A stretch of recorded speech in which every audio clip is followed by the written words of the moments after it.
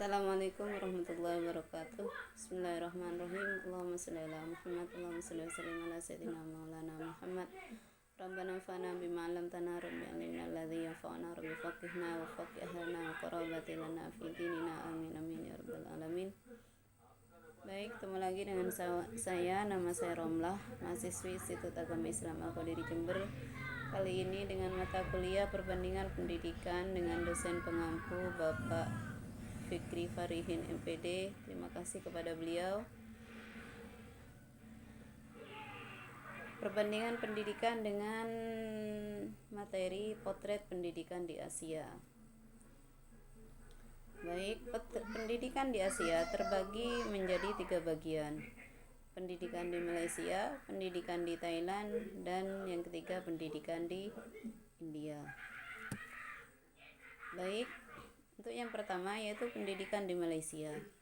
Pembangunan Malaysia dilakukan dengan memadukan antar sektor kehidupan, terutama memadukan antara sektor ekonomi, politik, dan pendidikan. Pembangunan sektor politik dilakukan dengan cara membangun kesatuan nasionalis, dan memantapkan sistem politik monarkis konstitusional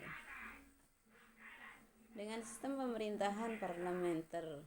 Pembangunan sektor ekonomi dilakukan dengan cara membuka penanaman modal asing, meningkatkan industri yang berbasis sumber daya lokal, serta memperluas kerjasama perdagangan. Pembangunan sektor pendidikan dilakukan dengan meningkatkan anggaran pendidikan, memperluas aneka subsidi pendidikan, dan mendorong siswa dan mahasiswa yang tergolong pandai untuk belajar di negara-negara maju Eropa dan Amerika. Itu sekelas pendidikan yang ada di Malaysia. Terus yang kedua yaitu pendidikan di Thailand. Pada tahun ajaran baru, para siswa berduyun-duyun masuk ke sekolah, termasuk juga pada siswa di wilayah Thailand Selatan. Khusus di wilayah petani ini, para siswa lebih memiliki masuk sekolah swasta Islam. Bersekolah di wilayah ini tergolong berisiko pada siswa. Diminta oleh para guru harus hati-hati. Kalau pulang malam, para siswa diminta harus curiga kepada siapa saja yang tidak dikenal. Seringkali kerusuhan dan pertempuran antara lain kaum Sepriratin terjadi di sekolah. Sejumlah sekolah telah menjadi tempat pertempuran.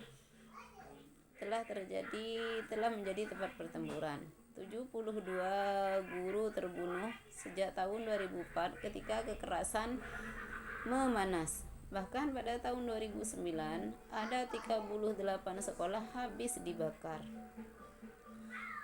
Sekolah negeri menjadi simbol kekuasaan pemerintah Thailand di wilayah tersebut. Masyarakat yang mendukung pemberontakan inginkan sekolah dibakar supaya anak-anak mereka sekolah di sekolahan lain di masjid-masjid di sana. Mereka akan belajar bahasa Melayu dan Islam. Inilah yang mereka mau. Para guru rentan terhadap kekerasan. Kadang mereka menjadi sasaran empuk. Alhasil, kekerasan membuat ribuan guru meminta pindah ke provinsi lain. Sementara para tugas pendidikan sulit mencari pekerjaan sekolah agama Islam di selatan. Mereka berumur 6-8. Tingkatan kedua adalah siswa SD kelas 4-6 yang disebut pratom siswa. Yang termasuk ini adalah mereka yang berumur 9-11. Tingkatan ketiga siswa sekolah menengah pertama yang disebut Matahom 1-3.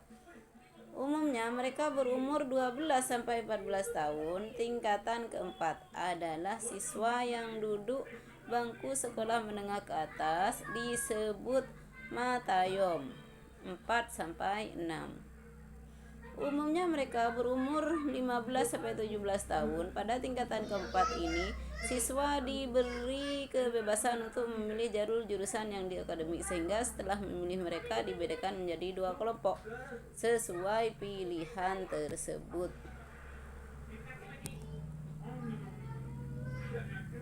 Itu yang di Thailand ya. Terus yang ketiga yaitu pendidikan di India. Pendidikan di India dalam bidang kependidikan India mengalami proses panjang dimulai dari zaman kuno sampai saat ini. Menurut Kencana Narasimhan, pada zaman India kuno pendidikan diberikan melalui sistem gerakan dalam sistemnya guna membuat mengajar para siswa secara menyeluruh di kediamannya, dan para siswa atau secara perlahan berkembang menjadi pendidikan normal seperti sekarang. Bangsa Inggris adalah yang paling berperan dalam perubahan ini.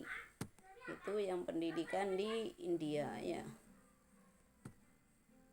Jadi itu sekilas potret pendidikan yang ada di Asia. Kurang lebihnya saya mohon maaf yang sebesar-besarnya.